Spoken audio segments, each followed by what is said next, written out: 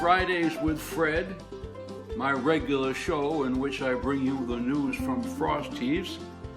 This show is going to be a little different from the others that I've done. I have been doing them live at 8 o'clock in the morning on Fridays. However, this morning, Facebook decided to throw me a curveball, and for whatever reason, the live broadcasting option was not working. So this is a not live version of Fridays with Fred, and so you will not be able to post your comments as I am doing the show here. You will just have to keep your comments to yourself, or possibly the cat, if you want to, complain to somebody about it. But anyway, it has been cold. It has turned cold in Frost Heaves. Folks are firing up the wood stoves. Pellet stoves. Earl Hadley has a pellet stove, and he had to clean it before starting it up. So he was there vacuuming it out on his knees, and all of a sudden everything started to go dark. And he panicked, and he shouted for his wife, Vera! And Vera come running into the living room to see everything in the living room coated with a layer of soot, including Earl and his glasses. And she said to him, "You idiot, you got to put a bag in the vacuum if you're going to clean out the stove." Earl says, "Oh my goodness," he said, I thought I was dying." Vera says, "You ain't out of the woods yet." Halloween coming up. Last year, the kids in town, they toilet papered my entire house. Yeah. The joke was on them, though, because I got enough toilet paper from that to last me clear to February. So I'm looking forward to this weekend, to laying in a new supply. Yes, sir. What else is going on? Election coming up, of course. Everybody's arguing about the election, and I have a few thoughts. First of all, I do not take sides, folks. I'm nonpartisan, except I will never vote for anybody who thinks that a casino is a good idea for New Hampshire. That's the only thing. But, and I do have another concern. As you all know, there is an epidemic that is facing New Hampshire. And not just New Hampshire, but it's especially bad lately. And none of the candidates is talking about this, folks. And something has got to be done about this epidemic. And I think you know what I'm talking about. I'm talking about pumpkin spice stuff. That's right. You can't go anywhere without seeing pumpkin spice stuff nowadays. I mean, they got bagels, rolls, donut holes. There's even pumpkin spice Cheerios. And then they got pumpkin spice coffee and juice, for Pete's sakes. Who wants to drink pumpkin juice? My goodness. So I'm just saying, any candidate who wants to get some traction should do something about the pumpkin spice epidemic. I'm just saying. What else is happening? Elma and Homer Cratchit are taking a supervision course up to the high school through the community ed. They do not supervise anything. But they saw the listing in the paper for the supervision course, and they was pretty excited because, they have been fans of Superman ever since they was kids. And I'm talking about the George Reeves Superman, not the newfangled one. And they thought it would be fun to have supervision. So they went to the class, and lots of people sitting around there. And the first thing the teacher does, he stands up, he says he's going to hand out something called a syllabus. Elmer and Homer was quite excited because they thought that was a fancy magic word that meant, like a magic wand or something like this.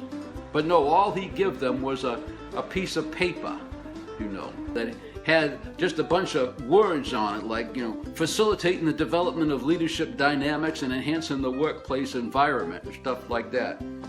Well, they had no idea what that meant, so they're just staring at this piece of paper. And the teacher comes down the aisle and he sees them and he says, "Whoa, you guys, you keep staring at that paper, you're going to burn a hole in it."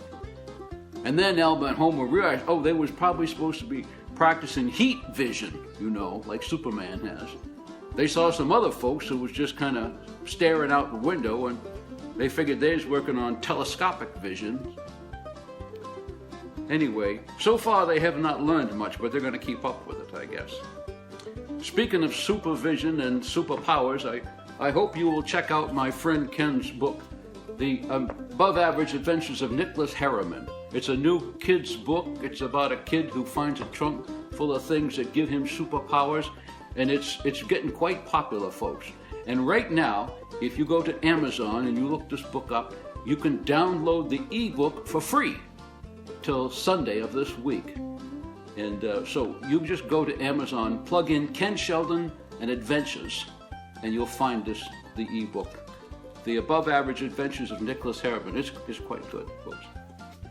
Well, now I guess it's time for the police report.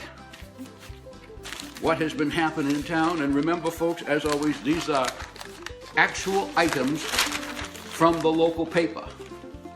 Let's see here. Suspicious vehicle. At 2:40 a.m., a man was found sleeping in a parked vehicle at the Peterborough Plaza.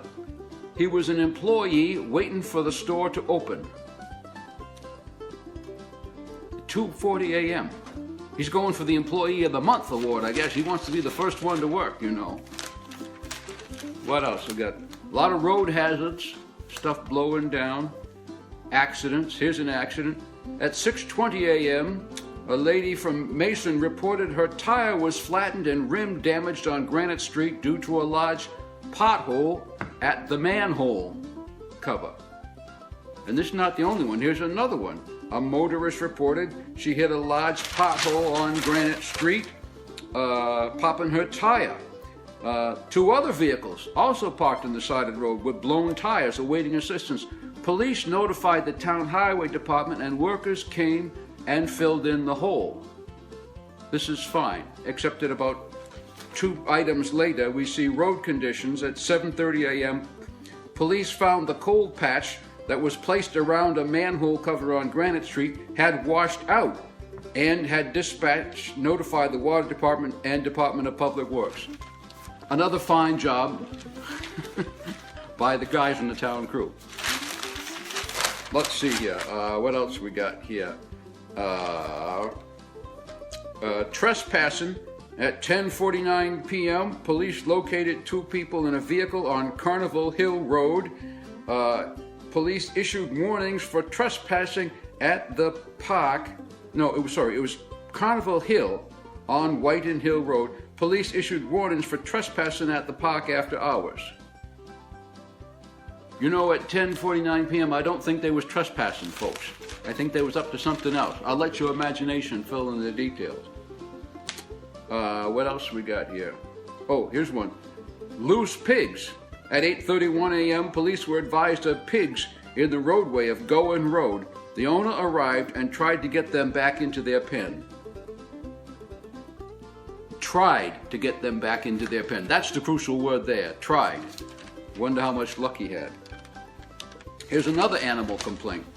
At 4:15 p.m., a resident called to ask what she can do about a neighbor's chicken defecating on her porch. Police contacted that neighbor, who said they're going to be getting rid of the 2 chickens. The caller was advised of that information. Well, I certainly hope so. We can't have defecating chickens, folks. I wonder how they're going to get rid of them. Maybe they'll invite the neighbor over for supper. Wouldn't that be fitting? Chicken fricassee or something like that, Here's a dog complaint. At 1:27 p.m., a resident reported 2 dogs running loose in the area of Cunningham Pond Road.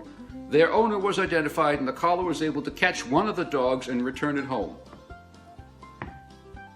One of the dogs. The other dog is still out on the loose, folks. Be on the lookout for a runaway dog. My goodness, yeah. Well, let's see. I got, let's see, it says, one more, animal control. At 10:49 a.m., police received a report of loose cows in the road on Main Street. Well, there you have it, folks. Another week of crime and mayhem in the town of Frost Heaves, or the Frost Heaves area, folks. Well, I thank you very much for joining me for this special, not live edition of Fridays with Fred.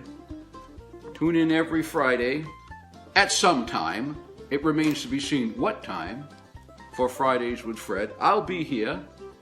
My name is Fred Marple, and you know what they say, you can't get there from here.